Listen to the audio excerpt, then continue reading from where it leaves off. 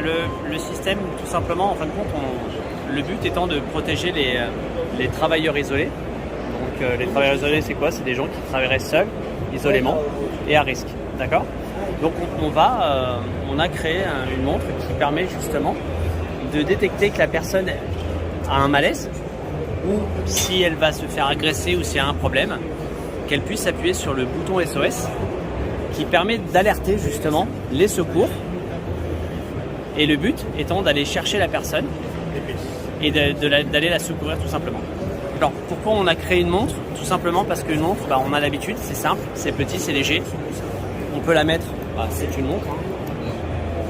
Le principe c'est d'avoir cette montre au poignet et de pouvoir après donc travailler, donc faire ses tâches. Donc une femme de ménage va pouvoir nettoyer. Un technicien de maintenance va permettre, va visser, va faire des choses. Et là, en fin de compte, on a un système de protection qui, de base, regardez, ne détecte pas du tout. Sauf si à un moment donné, je tombe ou si j'appuie sur le bouton SOS, le système va déclencher une alarme.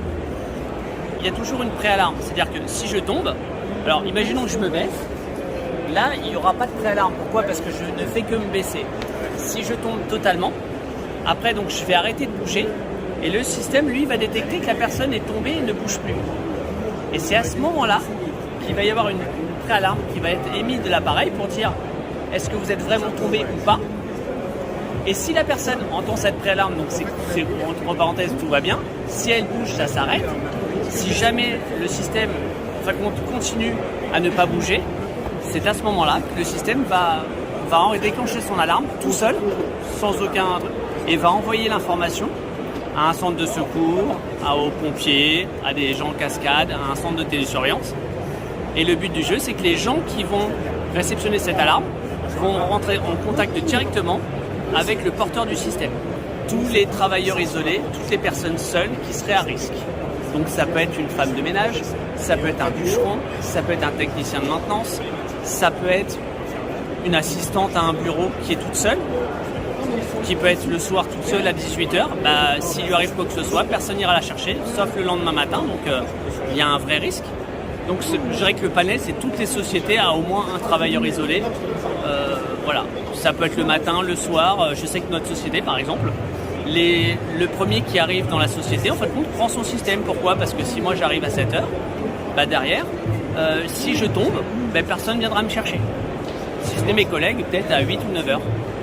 Et c'est pareil pour le soir. Le soir, les gens, en fin de compte, l'avant-dernier va donner le système au dernier. Pourquoi? Parce que, par exemple, on a un directeur technique, lui, qui finit à 20h, 21h. S'il tombe, personne ne viendra le chercher.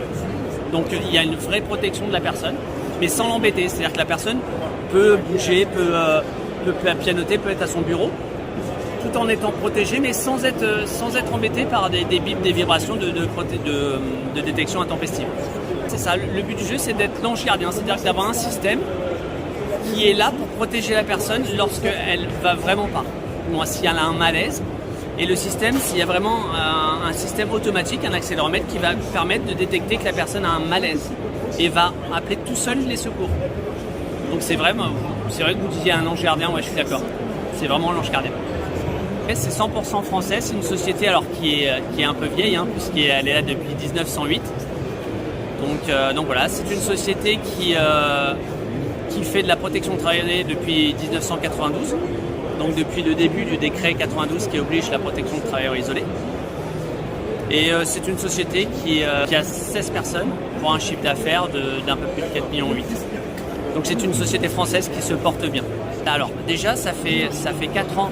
Ça fait 4 ans qu'on a commencé la conception et ça fait 1 an et demi qu'on a sorti ce produit-là et on est quasiment à 10 000 exemplaires de vendus en moins d'1 an et demi.